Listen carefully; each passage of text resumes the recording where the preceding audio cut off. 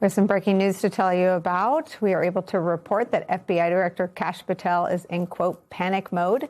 We have that brand new reporting breaking moments ago from our colleagues Carol Leonnig and Ken Dilanian. It's about the turmoil inside the FBI right now after a string of deeply embarrassing and rather alarming stories about Kash Patel and his tenure as the head of the country's top law enforcement agency. From that new reporting, quote, Kash Patel has ordered the polygraphing of more than 24 former and current members of his security detail and other staff and has been described as in panic mode to save his job and find leakers among his team. That is according to two people briefed on the development. Kash Patel has walled himself off from some senior bureau leaders this week in the wake of multiple media reports that raised red flags about his leadership. What's more, Patel has reportedly avoided meeting with operational leaders at the FBI this week, raising fears that Patel is out of the loop on important investigations and threats. A spokesperson for the FBI declined to comment about the polygraph tests, but he denied that Kash Patel was walled off from senior staff at the FBI. I want to bring in senior investigative reporter Carol Leonnig, who's bylined on that. Mark and Melissa are still here. Carol Leonnig, it doesn't sound like someone who's been defamed, does it? Well, I'm not a lawyer. I just play one on TV. But as a reporter, Nicole, this is a person hunting for leakers pretty actively. And I think you've raised this point before, which is a smart one. How do you claim you're defamed, but also hunt for people who released information that you believe maybe is sensitive or is somehow protected? As we reported at MS Now I can't remember if it was 2 days ago or a day, but it was basically a finding that Patel had ordered this investigation into the leaks or the sources to an Atlantic magazine piece that described how FBI agents were super, super worried about the leadership of the Bureau because of Patel allegedly engaging in drinking to excess on a pretty regular basis and having to reschedule meetings in the mornings after these quote unquote alcohol fueled events. We also then learned, because once you report one story, more people want to tell you more about other things that disturb them. We learned that Patel has ordered the polygraph of all of these agents, a very large group who used to travel with him and who travel with him now, to try to find out who may be talking to reporters.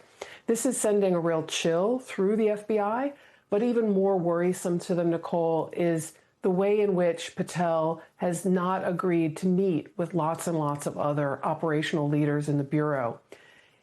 This worries people because there's a regular sort of line of threats and investigations that the Bureau director needs to be briefed on and needs some input on. Of course, there are some decision points that he must be involved in, and this is worrying them.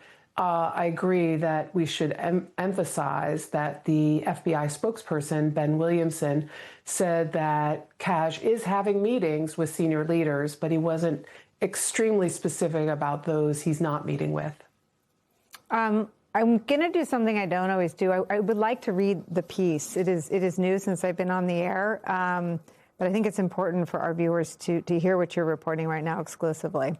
FBI Director Kash Patel has ordered the polygraphing of more than 24 former and current members of his security detail, and other staff has been described as in panic mode to save his job and find leakers among his team. That's according to two people briefed on that development. Patel has walled himself off, as we've been discussing, from some senior Bureau leaders this week in the wake of multiple media reports that raised red flags about his leadership. That's according to three people familiar with his recent actions. Two of the people told MS Now that the director ordered the polygraphing this week of the former and current security detail members, as well as several information technology staff. I want to stop here and just, we don't focus in on this, but this is a hallmark of the Atlantic reporting as well. This is deeply sourced. Every line has a minimum of two, in some instances, three sources. Just talk about that level of corroboration. It's nice of you to ask, because I think this highlights something you may not intend to highlight, but think about what it must be like to work in the FBI or in law enforcement And as we have described in our reporting, to feel that the Bureau is in danger because of who is directing it. And think about what it must be like to see colleagues and hear colleagues are being polygraphed, or maybe even former colleagues or friends, people who've been fired, and then still be willing to talk to me and to Ken. So I'm grateful to the sources who continue to share information with us, and actually to other reporters as well. I mean, come to us first, but yeah, I mean, I think it's pretty impressive. I think it's just really pretty impressive that people feel this information needs to get out and take some risks to do so. The corroboration is important. I thought the Atlantic's corroboration was really impressive as well. A very deeply reported piece of work. I wasn't involved in it, obviously, but they spent a lot of time and energy and confirmed to their solid view of the threshold. They confirmed something that a lot of reporters, including me, had been hearing about for a while and trying to confirm this idea that he had to be rousted in the morning by agents who were concerned that he might be quite ill or worse as a result of alcohol that he had drunk the night before. I want to read a little bit more from the reporting. The FBI director demanded the polygraph examinations to determine if any members of the team that accompanies him on all his travels or staff who have access to sensitive details about his decisions have communicated with reporters, according to the People, who asked to speak anonymously due to threat of retribution. Now, there is nothing sensitive in his travels. He actually posts a lot on social media. He had cameras in the locker room when he traveled to the Milan Olympics and guzzled beer in front of them.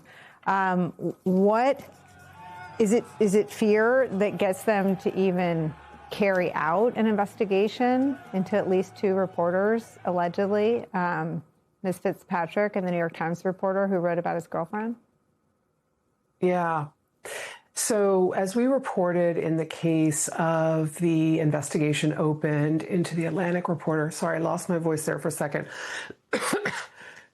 Agents and sources told my colleague Ken Dilanian in pretty sympathetic tone that, we're damned if we do, we're damned if we don't open this probe. And I'm paraphrasing a little here. If we don't open this probe, the agents are fearful they're going to be fired. In the case of the New York Times reporter, Elizabeth Williamson, a former colleague of mine and a great reporter, it appears from the New York Times' very good reporting that was a case where agents were asked to investigate and were able to sort of tamp that down by saying the investigation was not warranted. Apparently, we've moved past that place in a very few number of weeks. And if you'll grant me the liberty, Nicole, I want to emphasize one other thing about polygraphing. In the course of reporting this story today, I learned something new that I'd never heard before, which was that Kash Patel, the director, engaged in another mass polygraphing event when there was a report that he had requested a gun. And apparently an agent had mentioned this on a call with other agents, and that made him sort of subject number one or suspect number one. I actually don't know the name of that agent, but it led to the polygraphing of dozens of agents to try to figure out who had revealed information from this call. Let me just ask you to explain the normal use of the polygraph. I mean, a polygraph is a tool that the FBI sometimes uses at an entry point, but it is not. It is not like like re-upping your IT creds. Like, it is not a tool that any agent is subjected to in a leak investigation by their own organization. Just speak about how outside the norm, how sort of North Korea adjacent this practice is at the FBI as an ongoing management tool from its leader.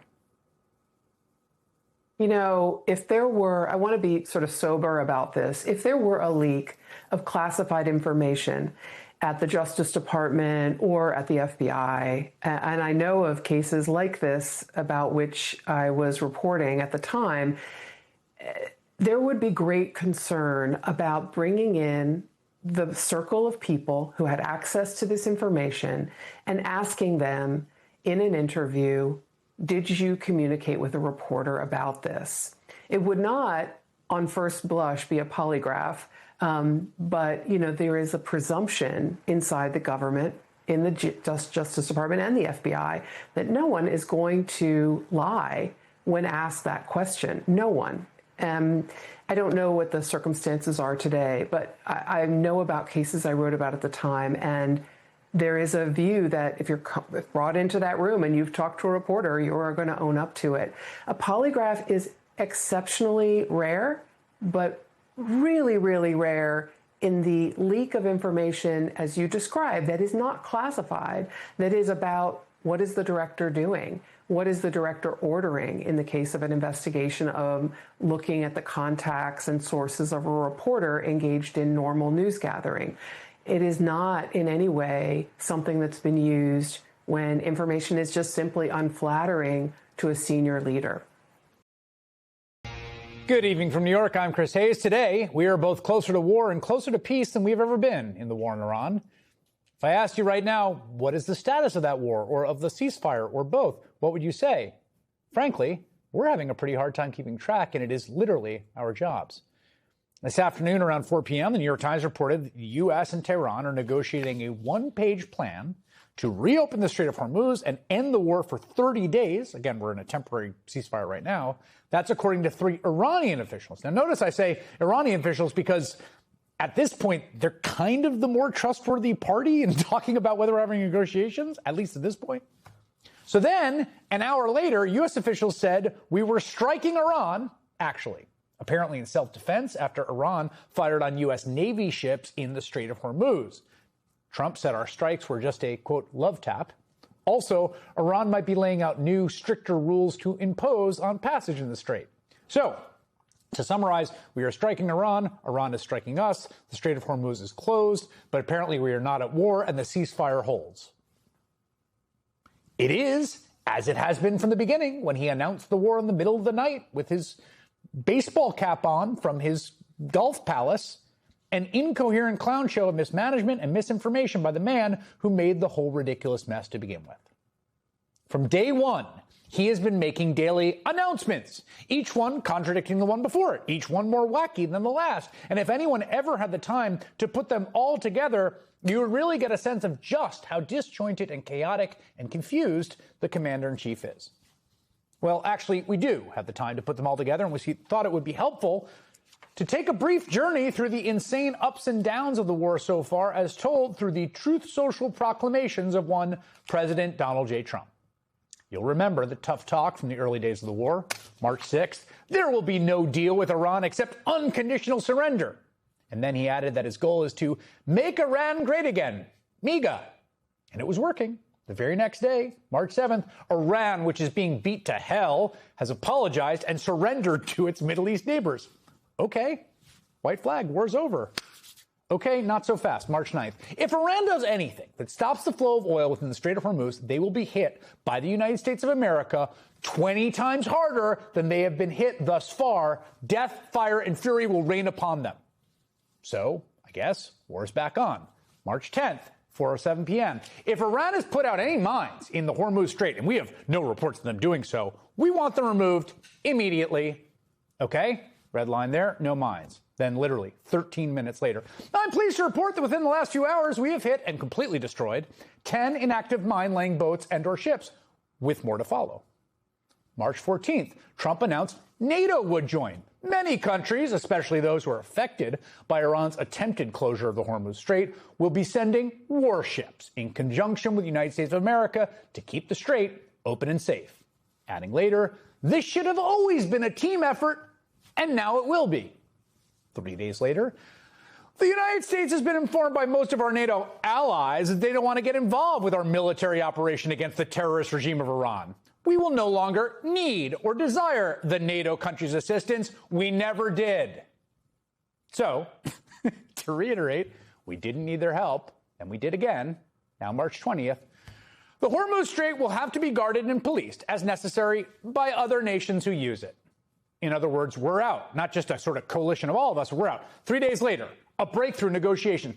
I am pleased to report the United States of America and the country of Iran have had, over the last 2 days, very good and productive conversations.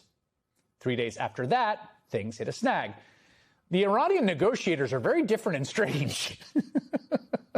Okay. April 1st, Iran's new regime president has just asked the United States of America for a ceasefire. 1 day later, it is time for Iran to make a deal before it is too late. There's nothing left of what still could become a great country.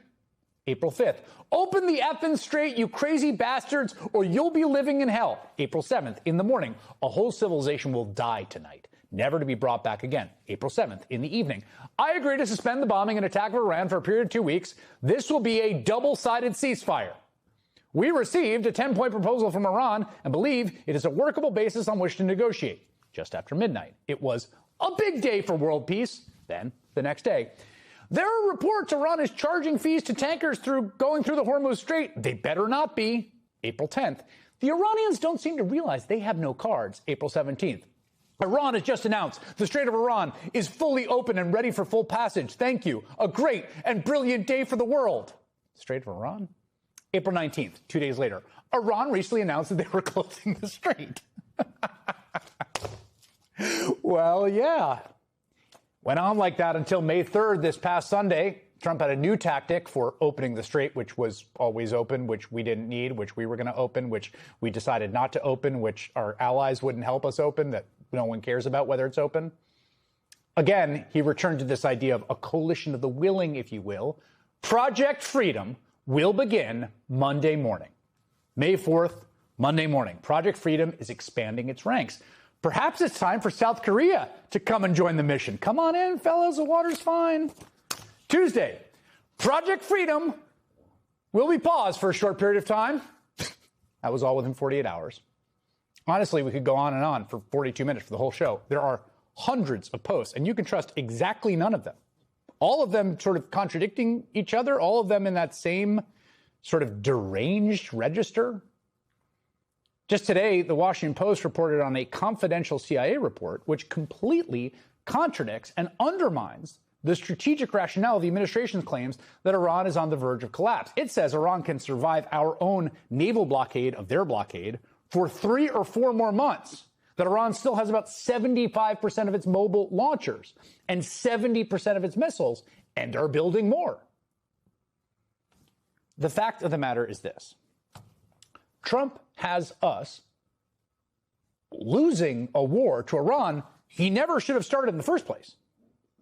And no amount of increasingly frantic posting can change that fact. It is day 68 of Trump's war in Iran, and the situation in the Strait of Hormuz seems balanced on a knife's edge. In a statement earlier today, U.S. Central Command said forces responded in self-defense after Iran fired at 3 separate Navy destroyers, adding, quote, CENTCOM does not seek escalation. Afterwards, President Donald Trump posted in part the following: we'll knock them out a lot harder and a lot more violently in the future if they don't get their deal signed fast. 3 senior Iranian officials told the New York Times that Tehran and Washington are discussing a 1-page plan for both sides to reopen the Strait of Hormuz and end hostilities for 30 days while they try to reach a comprehensive deal. And the New York Times is also reporting tonight that Trump's announcement that the U.S. military would escort ships through the strait angered Saudi Crown Prince Mohammed bin Salman, who denied U.S. access to Saudi airspace and American bases in the country. The U.S. blockade has remained in place.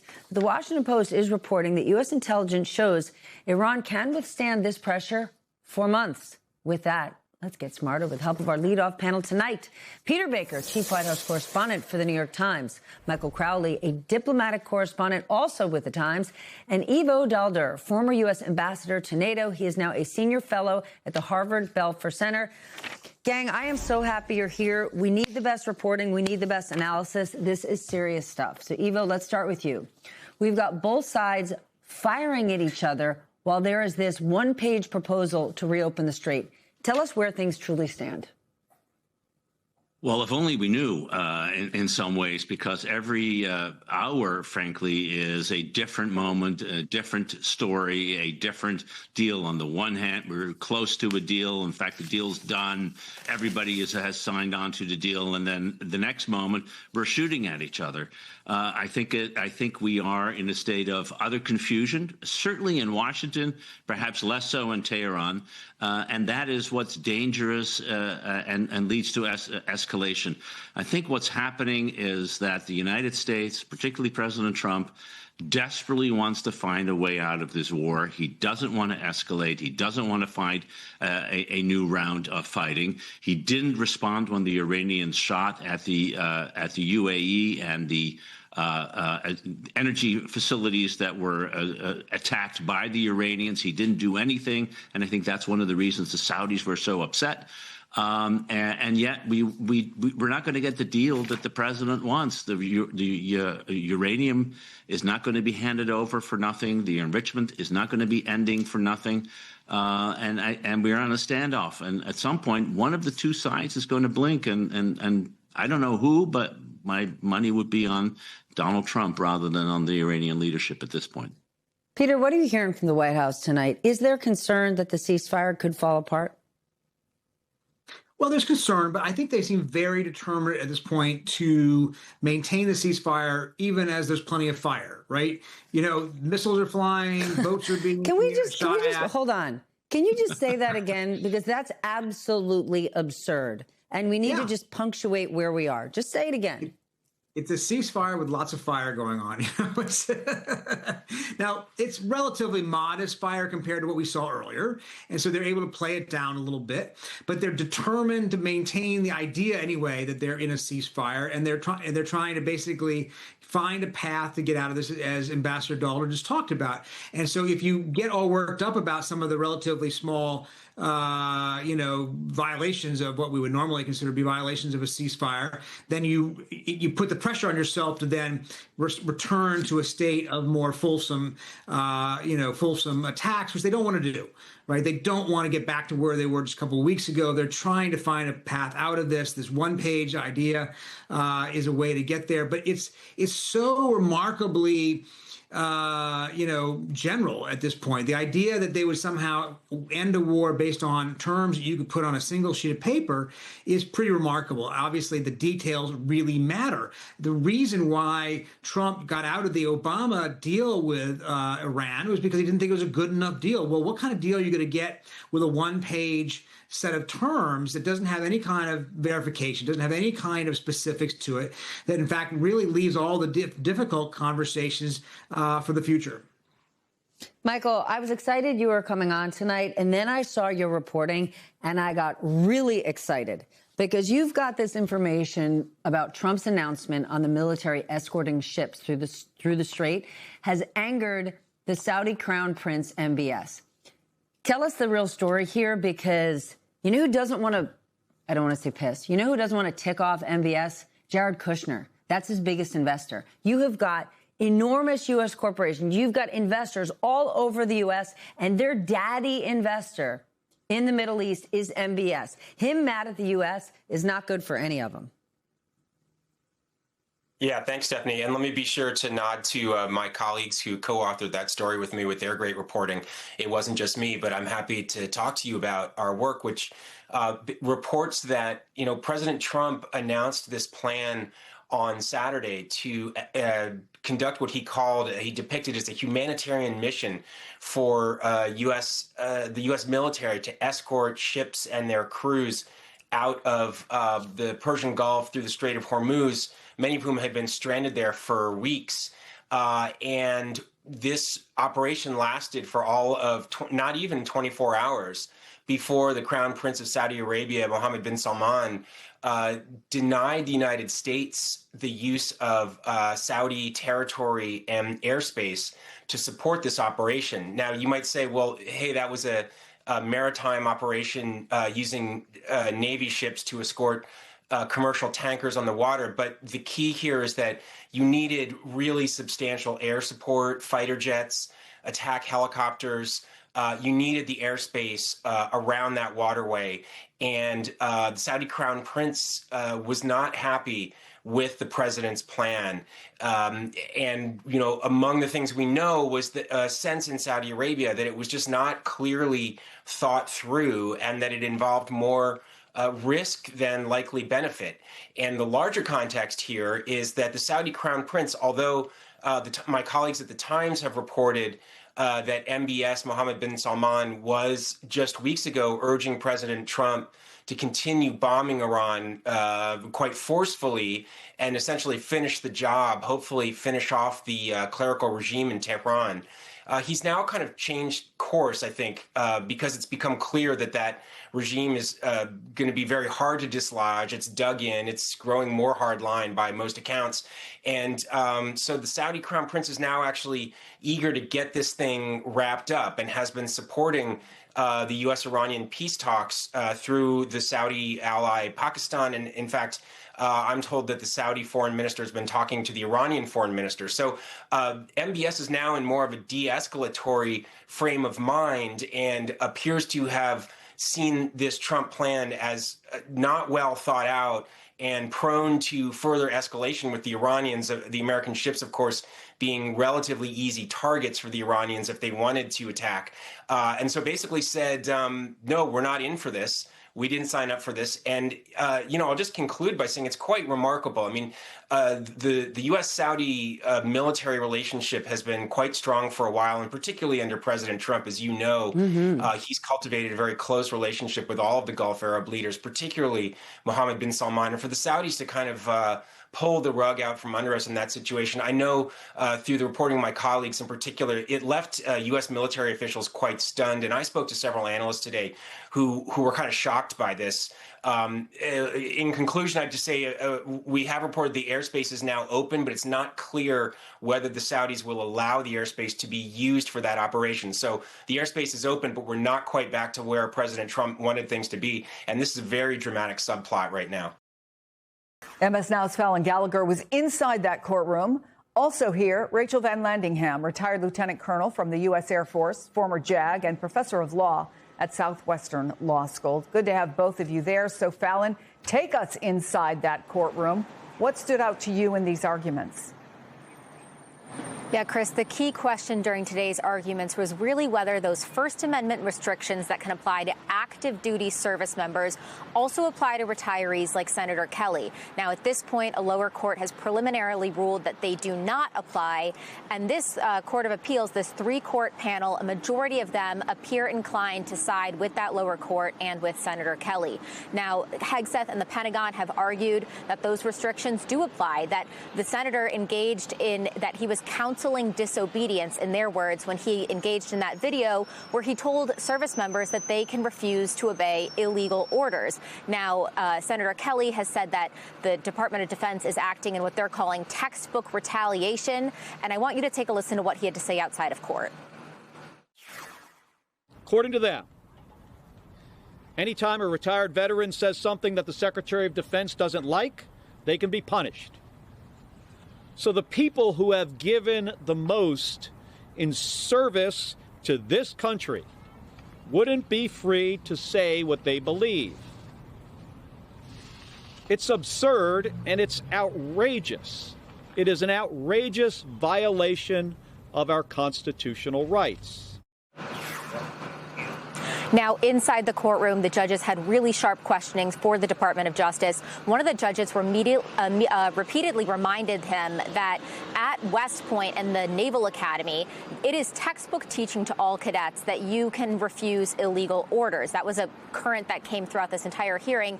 And there was another interesting line of questioning towards the end where one of the judges, one of the sharpest questioners during the entire hearing, had a line of questioning to the Department of Defense's attorney where she asked him repeatedly if the senator wants to be able to speak freely and practice his First Amendment rights, would he have needed to discharge himself from the military as opposed to retire?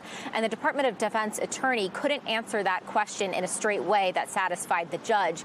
Now, there was no ruling from here today, but we expect a written opinion in the coming weeks. Chris?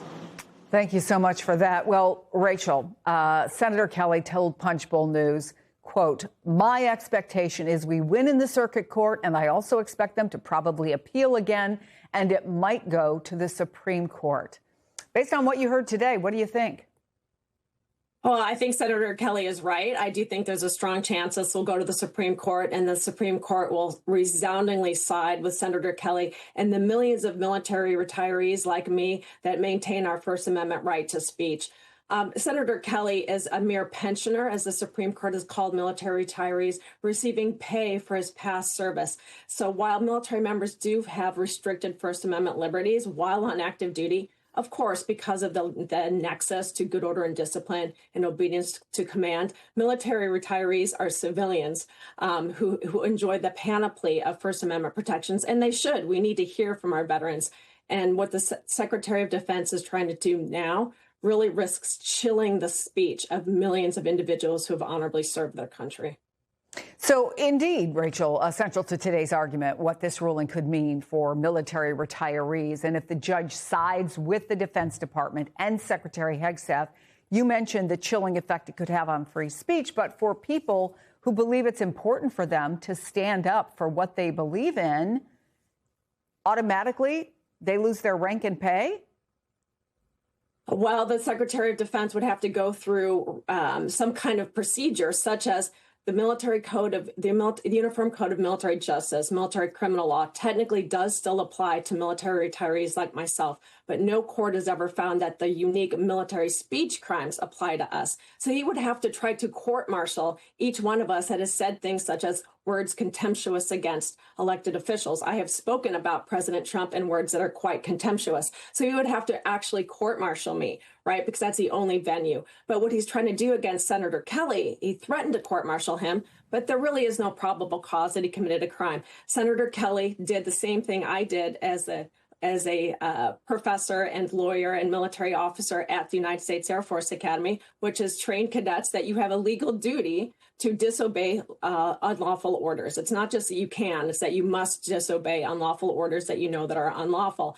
And so the idea that Senator Kelly even committed any kind of military crime is ludicrous. So what the secretary is trying to do is instead to take a backdoor maneuver and reduce his retirement pay, which is clearly not allowed by federal law, because retirement pay is based purely on conduct while on active duty. And so Secretary Hegseth is going to lose either way.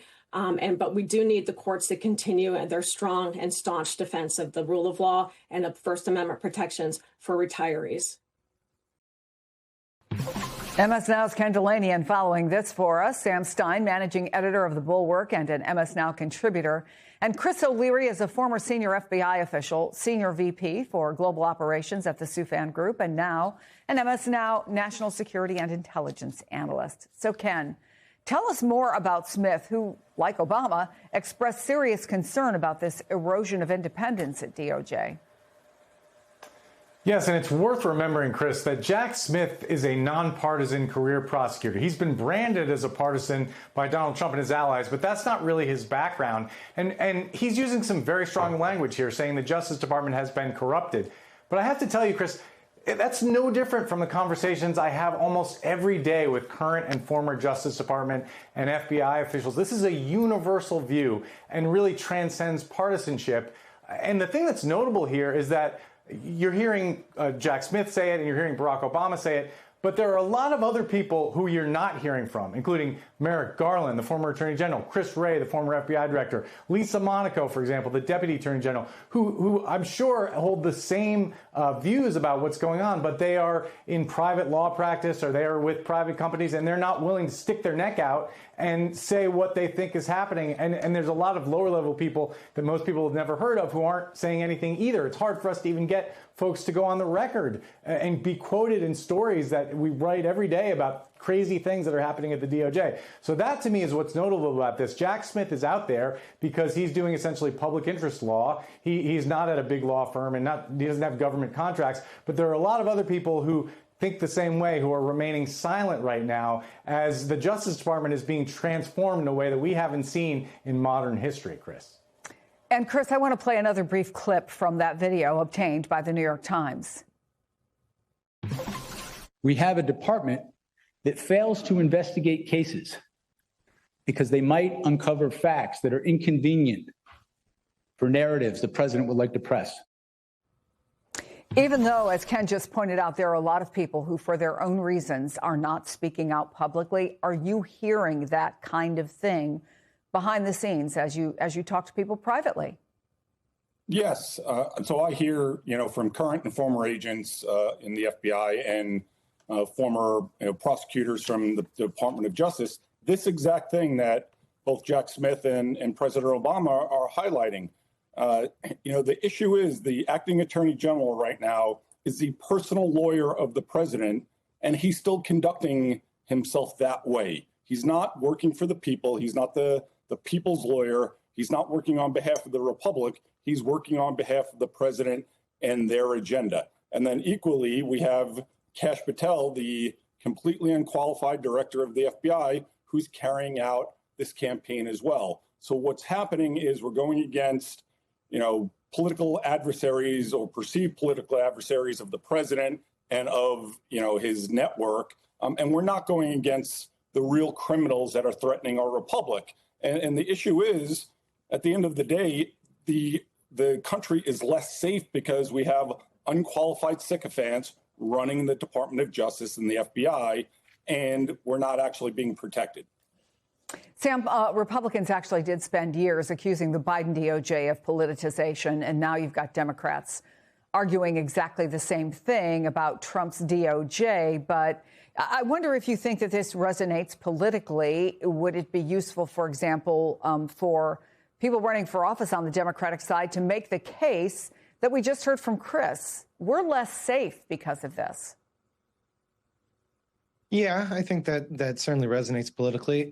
I do think that the larger political resonance is about matters of corruption, frankly, and that can be seen in the not just the prosecutions that the DOJ currently is pursuing under Trump, the vindictiveness of it, but also in the other side of the coin, which is the partisan commutations that Trump has doled out while president the second time around. And this is also a component of the Justice Department. The pardon attorney at DOJ is a MAGA ally of Trump. And they've given real favors and leniency to people who are well-connected. It's created sort of this pardon industrial complex where you can just basically buy clemency from this administration. I think this all gets kind of wrapped together in this idea that if you're well-connected, close to President Trump or a political ally, or if you're rich, frankly, you will have the benefits of the Justice Department at your disposal. If you are not, if you are a political adversary of President Trump, you will be given the law. And I think that is the politically resonant message for Democrats this cycle.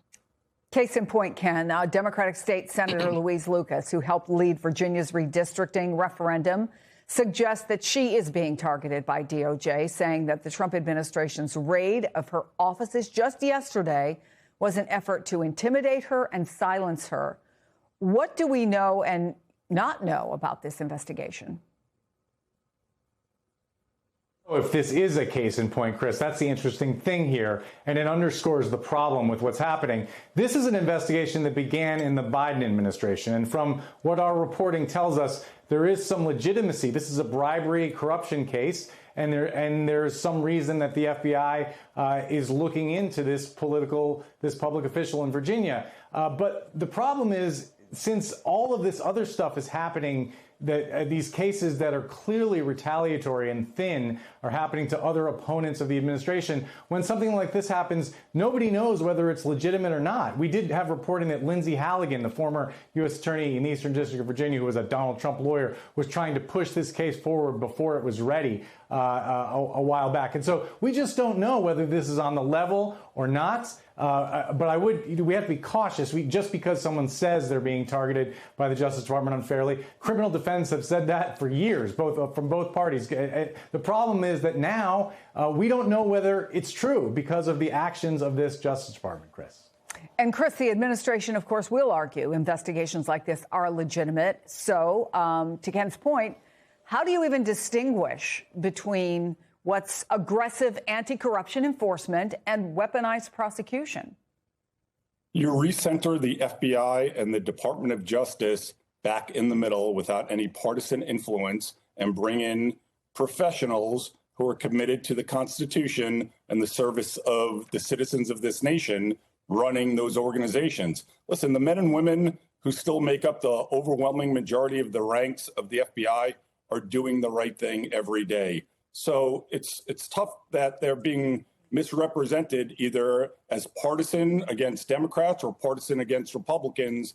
I will tell you, if this investigation did start during the Biden administration, it started with, credible facts. Was it pressured to accelerate in recent days or weeks or months? It's tough to say. But the corrective action is bring the FBI and DOJ back into a nonpartisan, arena and allow them to be trusted by the American people and do their job. Meantime, Chris, I want to ask you about new reporting in The Atlantic that details an incident in which the FBI Director Kash Patel bought at least one case of his personalized bourbon to the FBI's training facility in Quantico for a training seminar with UFC athletes in March. According to The Atlantic, at one point, at least one bottle went missing, which caused the director to, quote, lose his mind, according to clients of Kurt Suzdak, a retired agent who's assisted the FBI with legal issues. He told The Atlantic multiple agents contacted him for legal guidance after Patel began threatening to polygraph and prosecute his staff over the missing bottle. Is this the kind of environment that, to your knowledge, agents are at least reportedly dealing with? This is the exact environment that agents are dealing with every day, every week. That incident I heard about from multiple contacts. I applaud The Atlantic for not backing down after, they were threatened with a lawsuit or they have been sued. And the FBI has denied all of their reporting, but all of the reporting that they've put out, I have heard from other people, as have other great journalists like Ken and Carol and others. So the problem is, this is the standard going on from Kash Patel right now. This is just one more data point of why he's unqualified to be the director of the FBI and why the country's less safe every day he remains in that position. Sam, that Atlantic article was published by Sarah Fitzpatrick just hours after MS Now learned that she is under investigation by the FBI for a different story that she wrote last month about Patel. What message does it send, though, that she's still doing her job despite the pressure that clearly she must be feeling from the FBI? Well, I love it. I applaud her. I'm grateful that The Atlantic has stood by her and continued to publish this work. It's proof that, good journalism is important, is worth fighting for, is worth subscribing to. The administration obviously doesn't like the reporting. The fact that they are suing The Atlantic over it is ridiculous. The fact that they apparently have been investigating her, even though they've denied all the accusations. Why would you investigate the leaks to her if you say they're all factually made up and doesn't quite compute? So anyways, I just am very proud of The Atlantic for doing this. I will just note for the record that bourbon bottle over my shoulder is not from Kash Patel. That's my own. I didn't get bought off by the FBI director. Does it have your label, your private label on it? I don't see a label on it right now, and I'm not going to put a label on it, and I'm not going to drink it on air either. I just wanted to be clear. It's not from Kash Patel.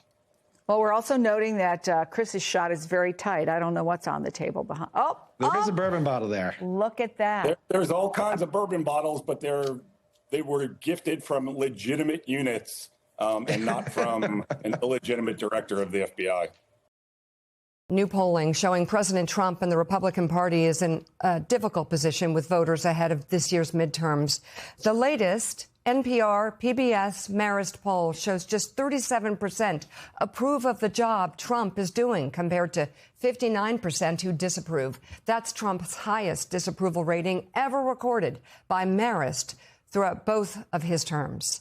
The poll also finds 61% of Americans disapprove of Trump's handling of the economy. When it comes to the rising cost of gas, 63% say they blame President Trump a great deal or a good amount for the current increases in prices at the pump. And if the 2026 midterms were held today, the poll shows 52% of voters would cast a ballot for the Democratic congressional candidate versus 42% who would choose a Republican? Let's bring in MS Now national affairs analyst John Heilemann. He's partner and chief political columnist at Puck. And the Washington Post, David Ignatius, is still with us as well. John Heilemann, these numbers match other polls that have come out recently. Not looking good. And I think the war in Iran might be overarching here in terms of its impact on the American economy and the global economy. Yeah, Mika, I mean, this is the first thing we always tell people when we talk about political polling is to don't take one poll, look at the trend lines, make sure that you're not, seeing some dramatic number that's an outlier. And your point is exactly right. What we've seen over the course of the last couple of months, and really the trend lines over the course of the entire Trump 2.0 administration, but specifically in these last couple of months since the start of the war in Iran, there's a cumulative effect that's happening here, but the numbers are now consistent. And the headline number on Donald Trump's approval rating, he's in the 30s now. There's not an argument about that. He's not, some polls say 41, 42. Every major national credible poll has Donald Trump somewhere in the mid 30s. Some get down a little bit lower than that. And that's a brutal number, historically speaking, for any president to be in the 30s. Or for the president's party heading into a midterm. And then the second thing that you highlighted there in this Marist poll is the generic ballot numbers. And, we talk a lot about how although President Trump and Republicans are very unpopular, doesn't seem to have accrued that much to the benefit generically of the Democratic brand, which still has a lot of negative associations for people. But we now are seeing in this Marist poll a double-digit congressional generic ballot margin between the Republicans and Democrats. And again, if you were thinking about warning signs for a party in a midterm election, a president with his approval rating in the 30s, a president with his disapproval rating getting into the lower 60s, and then a double-digit congressional generic ballot numbers. That is a triple crown of badness for the Republican Party as we head towards November. And something I've been saying all year long, but people, talk about how long it is to the midterms. They always say, well, we've got 5 more months, 6 more months. Memorial Day, guys, Memorial Day, stuff gets locked in and it's hard to turn things around, especially when you have a party that's not legislating and has not been legislating very effectively for the whole of the last 15, 16 months. But the economic numbers and the perceptions of the economy are going to get locked in real quick, and are very close to being entirely locked in. And I think the Republican Party, once you turn the corner on Memorial Day, there is almost nothing that the party is going to be able to do to change a lot of these perceptions that have been accruing over the course of these last 15, 16 months, which again paints a very grim picture for Republicans in November. Memorial Day now, at this point, just 2 weeks away. John Heilemann is a dangerous proposition. To try to get inside President Trump's head. So I won't ask you to do that. But it is remarkable how so much he is doing is almost actively working against Republican interests. Like whether it's the war or some of his legacy defining moves, prices are rising. He seems out of touch. He's not doing anything to help the plight of your everyday Americans. Republicans behind the scenes whisper their worries, but they're not doing anything to sort of change that narrative. They're not standing up to him in the conflict. And then I'm struck by the events of the last few days where the White House ballroom is something that even President Trump suggested, hey, all right, we'll have private donors pay for that. We won't ask the American people to do it. And now suddenly Republicans on the Hill are rushing to try to get him $1 billion of taxpayer money to build the ballroom. I mean, they're handing Democrats a gift. Yeah, I mean, Jonathan, I literally, as you started down the path of this question, I was thinking about the ballroom because, the mantra that Democrats have adopted, not maybe as aggressively as they could, should, and will, is this 3 C's of corruption, chaos, and costs. The ballroom is the kind of vivid image and symbol that really cuts through. It's not a political story. It's a story that every American understands. It's easy to understand. It gets a lot of coverage outside of political media, and it has all 3 of those components in it. And what I mean by that is that it is a corruption question for a lot of people. First of all, this notion that the president is doing things that are kind of representative of a kind of concern with oligarchs and elites and billionaires and millionaires, that he's out of touch with them, and that in some way all this kind of self-dealing that we've seen at the White House, that's one thing that they look at when they see the White House, the East Wing. The other thing is the chaos element of it, which is being told, hey, we're not going to knock down the East Wing. Don't worry about it. We're just going to do a little renovation. And then they see the bulldozers come in and knock down the entire East Wing. Well, maybe that's not so great, but you're not going to have to pay for it. Now they're being told that they're going to have to pay for it. So it feels chaotic to them. And then in the context of costs, this is not an empirical, fully data-driven point, but I have started to notice something where people talk about gas prices. I bet Mike Barnicle is going to agree with me about this. I live now up in upstate New York most of the time. I'm in purple America here, and if I go to the drugstore, if I go to the supermarket, I'm seeing something I haven't seen really ever before, which is all of a sudden everybody's clipping coupons again. And I'm standing in line at the drugstore. I was at the grocery store yesterday, and people are digging around in their pockets, pulling out coupons. Yeah. And it's not just senior citizens who are the normal coupon cutters. It's like people in their 40s who are kind of look like yuppies and are kind of embarrassed that they're having to reach into their pocket. And this all loops back to Lemire, to your point, which is you put all those things together, the sense of kind of being out of touch, rising costs, chaos, and the symbolism of the White House ballroom.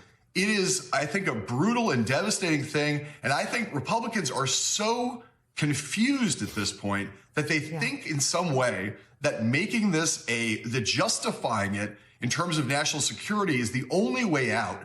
And if you justify it in those terms, well, of course, the public's going to have to pay for it. And that is just a bonkers way of thinking about this politically. You know, Mika, to John's point, one of the points he raised, there's nothing more glaring than to be putting gas in your car alongside someone you know across from you in another bay, a guy driving a pickup truck who works hard for a living and is putting his gas in his pickup truck, and he's looking at those numbers roll up, and he's furious about the cost of gas, and he has a Trump bumper sticker on the back of his pickup truck. The irony of being deceived by people they voted for is really impactful. And meanwhile,